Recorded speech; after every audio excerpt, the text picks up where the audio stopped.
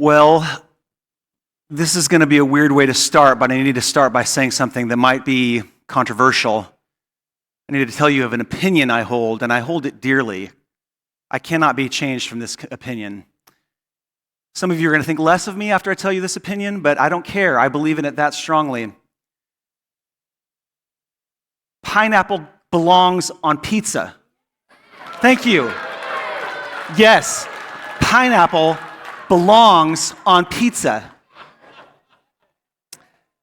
There are different detractors from the pineapple pizza opinion. Some of you just don't like it. I respect that. Some of you are like, it just doesn't belong. And what I want to say to you is that you are a snob. And you are, in fact, the worst kind of snob there is. You're a pizza snob. Because pizza was invented like 1,000 years ago, and they did not have sweet honey chipotle teriyaki chicken pizza in Naples in the 12th century. So get over it. Pineapple belongs on pizza.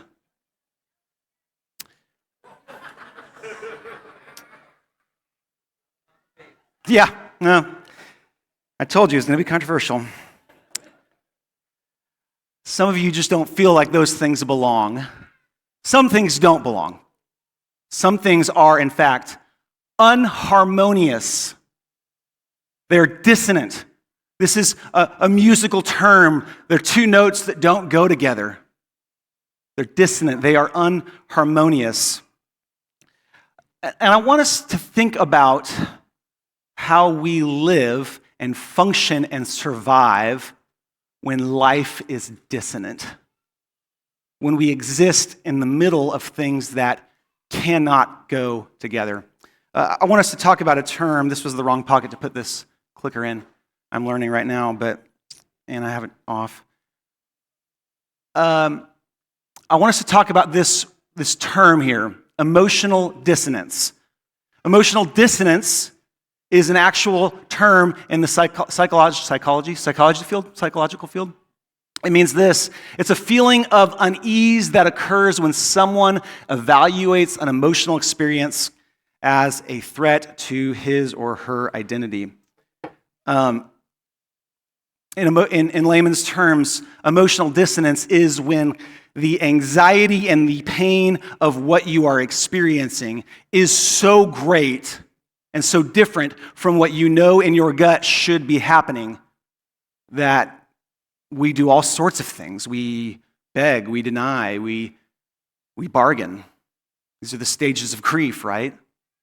It's because the gap between what you know should be and what is undeniably happening to you is too great that we have to deal with it some way. And so we live in emotional dissonance. Let's get off that slide. I can't do it. You'll have to do it for me. If shalom, if the peace of God is the harmonious bringing together of things that should not go together, the wolf and the lamb, the child playing over the viper's den, these things that we know should not happen at the same time right now, if that's God's shalom, we know that we're not living there yet. We know that we live in dissonant times, especially at times when we remember. We are here this morning and we just scrolled through a long list of names. And I'm sure we felt emotional dissonance. We did not feel shalom as that name scrolled across that you lost this year. Because in your gut you know that's not the way it's supposed to be. And so this morning I want to ask us to do something brave. Many of us have many people that we're remembering today, many people that we're bringing. And in services of laments that are specifically focused on those who have gone before us, we would be crazy if we didn't also realize that there's just situations of death in our lives right now. Not just those who have gone before us, but situations that are clearly not of life and not of God's life that is coming. And so we live in death. We live in remembrance of death. I know that we are all bringing multiple people, multiple situations of death. But I want to ask you to do something brave for the remainder of at least this sermon. I want you to remember one person who you loved, one person who you continue to love, though they may not be here. And I want you to specifically remember your last moments with them. What were those moments like? What was happening? I am sure that those moments now cause dissonance. And maybe those moments at the time were even dissonant moments. But I'm certain that right now, thinking about those are hard moments because our last things with people are often the most difficult, dissonant things. Today, let's hold on and keep in our heart and in our mind's eye those last moments. When I think about my last moments with somebody that I came to love dearly, I think about a beautiful elderly woman named Rose. I met Rose when I was 19 years old. I was doing an internship at Lifeline Chaplaincy in Houston, Texas, and I was specifically assigned to do daily rounds at Herman Memorial Hospital there in the medical center. Herman Memorial Center is I forget what it's called now. It's the emergency room, right? And so as a 19-year-old, I thought, this is going to be exciting. I've seen the TV show ER. I'm going to be like that. Well, no, when you're a chaplain and you're seeing somebody in the ER, you're seeing somebody who has come through the emergency process, and now they are recovering. And so the people that I saw every day, I got a printout every day of the people that I needed to go make rounds, and it was like 5 minutes tops, right? You go in, you make a genuine connection, but don't stay too long because they're about to have their blood drawn. They probably have family coming in and out. They are recovering, okay? 5 minutes, that's the sweet spot. But every time I would go attempt to minister to Rose, pastor to Rose, I would stay at least 15 minutes. And I would walk away going, I was supposed to bring comfort to her, but it was like the best part of my day because she would just love on me and wanted to ask me questions about my life and what was going on. And I kept trying to reverse the flow of conversation and be like, tell me about you, what's going on, and what can I pray for you about? But routinely, she would bring it back to me, and we just became friends. My 70-year-old best friend Rose and I were just this odd couple. And I would walk away every day just loving my time with Rose. Every time I walked away, though, she would say, now, when you come back tomorrow, don't worry, because I'm not going to be here. They're going to send me home. Okay, Rose. She said, I just have a chest cold. I'm just in here because of a chest cold. And I was 19, probably my dumbest year, really, over the whole, if I look back on the scope of my life, 19 was when I was peak dumb. And I was like, I'm just 19, but I don't think that they send you to the emergency room for a chest cold. But every day she would say, now when you come back, I'm not going to be here. They're sending me home. And I said, okay. And then the next day I would come back and her name would be on the chart. One day, I walked in, even before I could get the chart, the nurse on the floor said, I'm glad you're here. Rose's family is here. She's gotten some bad news. And so I walked to her room, and for the first time ever, it was not just Rose in the room. It was crowded with family members. And I stopped at the doorway, and I introduced myself. I said, can I come in? I'm here to see Rose. For the first time, she wasn't sitting up in her chair. She was laying back down, and she was just surrounded by the people of her life that had loved her. I'd come to find out that Rose had been married for 50 years.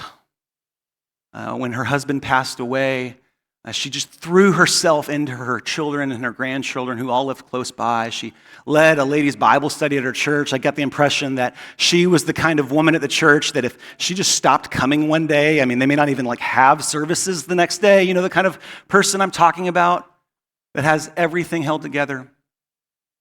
And so when I walked into this room filled with people, I wasn't sure who was family or friend. I think everybody probably felt like they were family. And I walked through, and as I walked through, I heard one person say, this can't be happening. She just has a chest cold. And then a woman who must have been a daughter said, under her breath almost, "It's always the good ones that go first."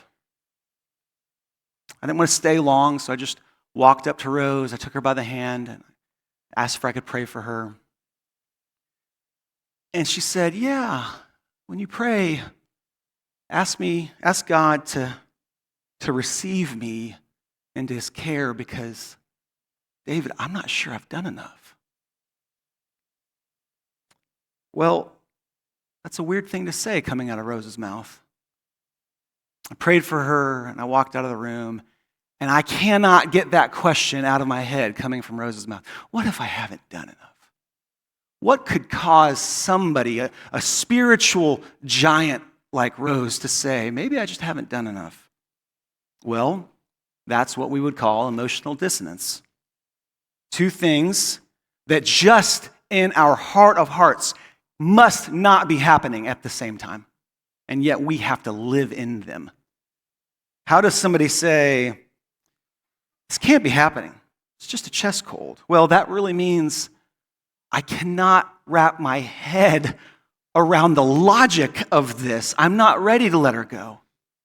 How must somebody say, "It's always the good ones that go first"? Well, what that really means is I know people in my life that I would be happy to say goodbye to, but they're not going right now. The good one is. And that's not fair. How does somebody like Rose say, "Maybe I haven't done enough"? Well, what that really means is I have lived and I have loved God all my life, and here, coming to the end of it, I just don't know that I've ever been enough for all this love. Well, these are just examples. These are just vignettes of all the different ways that human beings can confront these last things, these painful last moments, and just be unable to reconcile the difference between what's happening outside of our bodies and what's happening in our hearts. We would not be the first people who, at these last moments, experience deep anguish and anxiety. When John begins telling his story of the Last Supper, it's much longer than Matthew, Mark, and Luke. It really begins in chapter 13 and goes all the way to chapter 16. And there at the beginning of 13, John just sets this gorgeous scene. It's Passover. And Jesus has sent his disciples on to an upper room where they're going to have the Passover feast. The Passover feast is this time when we remember God's deliverance of peace out of slavery, God's deliverance of order out of chaos, life out of death. They're about to go celebrate this meal. This overturning of events is already in their minds and their hearts, and they go through the city that is crowded with religious pilgrims who are all thinking the same thing. God does things at Passover. And they go and they start celebrating the Passover meal, and there is anxiety in the room. They start becoming aware that this is a last moment with Jesus. He even makes it kind of clear. John says, having loved his own who were in the world, he loved them to the end. And at Jesus' last moments, he remembers those that he's loved. He welcomes them into the room, and as they get there, he takes off the garments of a teacher and puts on the robe of a servant, and he begins washing their feet. And in this moment, this last moment, Peter has great anxiety and says, no, don't wash my feet. There's this emotional dissonance in Peter. You can't be my teacher, my Lord, and my servant. And then a little while later, Thomas becomes greatly disturbed. He experiences this emotional dissonance when Jesus says, I'm going to the Father and you're going to follow me. Thomas says, what? We don't know the way. How are we going to follow you? how can I follow somebody I can no longer see? Well, that's emotional dissonance. And then John says, Jesus becomes troubled in his spirit and says, one of you will betray me. How can someone love Jesus and betray him? Well, when we arrive, like the disciples have, to these last things, they are just filled with difficult, almost impossible dissonances. Things that just can't be happening at the same time. Peter says, Lord, you just can't be my servant and my Lord. Thomas says, I don't know where you're going. How can I follow you? Then Judas becomes the first of many of us to simultaneously love and betray his Lord. The last things we experience with someone that we love are so uncomfortable. And they're such a huge disparity of what we're experiencing outside of us versus what we're experiencing inside of us. And that's just the problem with last things. It's just so dissonant. But into this emotional anguish, Jesus says something remarkable, impossible. He has the audacity to say, peace I leave you. My peace I give to you. I do not give it to you as the world gives it. Don't let your hearts be troubled. And don't be afraid. Well, Jesus, in these last moments, all we are is troubled in our hearts and afraid. What do you mean? Peace you give us. Peace you leave us. If it was so peaceful, why are we in so much pain when we remember these last moments? And this is when we remember that Jesus' peace is not good feelings. Jesus' peace is not just the absence of war or the absence of violence. It's not the absence of anything. It is the fullness of a kingdom that is coming in this world and growing in fullness moment by moment. An impossible kingdom, a kingdom that is often invisible to us, and yet a real, literal kingdom nonetheless that Jesus is sovereign over. And Jesus says, when I leave you, that peaceful kingdom, that shalom, that in time when impossible things, disharmonious, dissonant things become harmonious, that kingdom is coming. And in fact, in some ways, it's here, it's growing. My peace I leave you. My new reality I leave you. And so, don't let your hearts be troubled.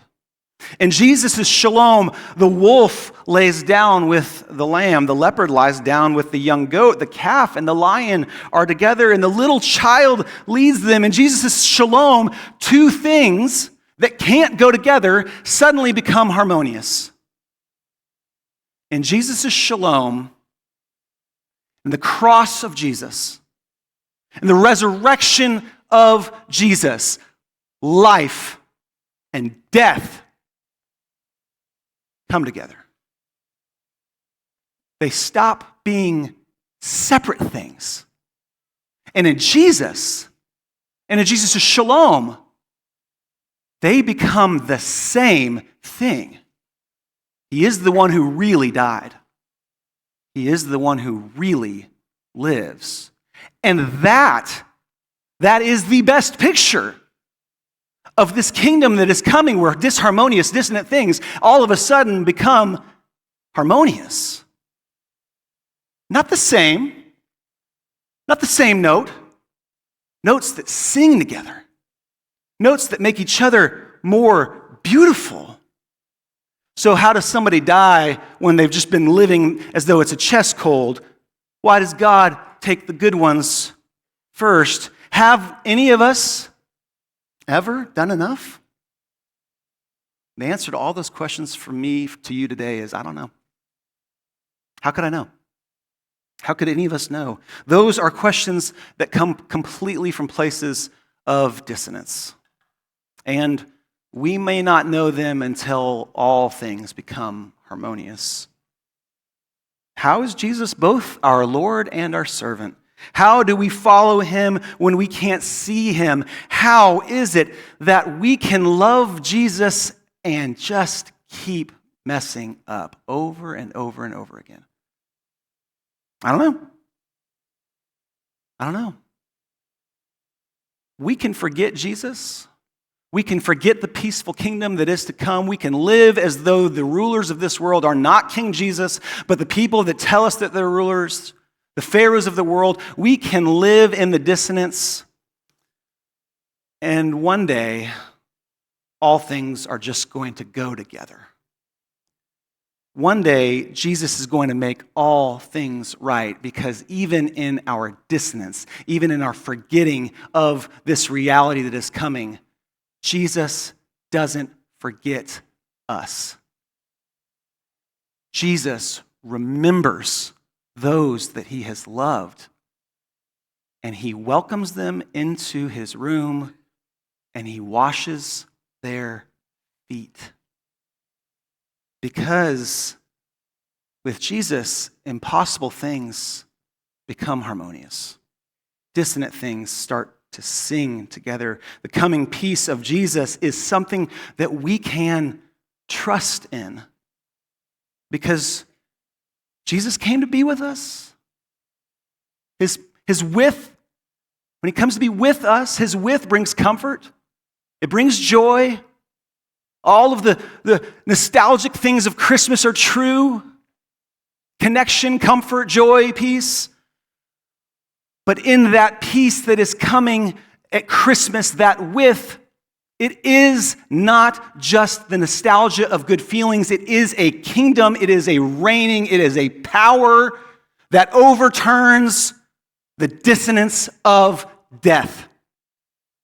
Death will not reign anymore in your lives, because Jesus makes life and death harmonious. And those who we are remembering today are not experiencing dissonance. Jesus has washed their feet. He remembered them as they were brought into his care, because Jesus always remembers us, and he comforts us. And in their death, they are experiencing the deepest life. So when you remember your last things with the person you love, hear me say this. Those weren't their last things. They just seemed like their last things, because often the veil of death is so thick in this life that we cannot see beyond it. But those are not their last things, because Jesus has brought their death and their life together. And in his kingdom, they live. And Jesus sees us. He sees your dissonance right now. He sees the pain that you're living in, the impossible disharmoniousness of being alive. And he reminds us the last things are not the worst things. They're not even your last things. In Jesus' peace and Jesus' shalom, the last things are the best things. The last things are the best things. We are living towards last things that live beyond the veil of this life and this death. And because of Jesus, those last things, they are going to be the best things. We're living towards them now. When you remember your last moments with the person you love, when you think about letting them go, this Advent season, I want to give you permission to remember them in peace. Remember them in peace. Remember them, if you need a visual, looking down in shock as they entered Jesus' kingdom and he washed their feet. When I think about my last things with somebody that I love, I think about my grandfather's funeral. And the emotions that I was feeling. I felt angry that he died just before my kids got to know him. I remember feeling sad that there was nothing left that he was going to be able to teach me, because he was funny and he taught me some sayings that I can't repeat to you now. But I would never hear another one of those. What did you just say? I remember just being so sad that there was absolutely nothing I could do to change this way that I felt, that he wasn't coming back. But those aren't my last things with him. I will see him again. And when I was feeling those things, when I was feeling that dissonance, he was experiencing the harmony of his Lord being his servant. Because Jesus, in his moment of death, was not forgotten by our God. And in your loved one's moment of death, they were not forgotten by Jesus. He remembered them, and he washed their feet. And their death moment became their life moment, as will all things be. Last thing. We have this amazing gift of being able to remember dissonant moments and look towards a reality that much of the world just totally denies. Because it doesn't make any sense if you haven't experienced just a little bit of Jesus' peace already. The reason why we can conceive of a coming reality that is full of harmony, of God's shalom, is because we've already experienced a taste of it. Can we remember those who have no peace right now? Brothers and sisters, just beyond these walls and these houses out here, in your communities, they are walking towards the coming witness of our Savior with no peace. We are trying to be a missional church, which means that the news of God's shalom isn't just for us. We are the only institution in San Antonio that exists for someone other than ourselves.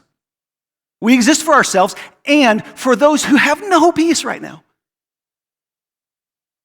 Our hearts can move towards Christmas with peace and with no trouble and with no fear. What a gift we have. Let's share it. Can we share it? We are headed towards Christmas Eve services that are uniquely, miraculously, I know it's every 7 years, but miraculously this year on Christmas Eve. People will give church a chance on December 24th when they would never give a chance before. We can give them a chance to experience the peace that we know. We are headed towards these Christmas Eve services specifically with those in mind who do not yet know the width, the glorious width of Jesus' peace. Can we think about inviting them to these Christmas Eve services? Can we think about what it might look like in our friends' and neighbors' eyes who do not yet have a church home, for them to just see a glimmer of hope of what the end of the world will be like? Church, I'm going to ask you to stand for a final blessing here for me.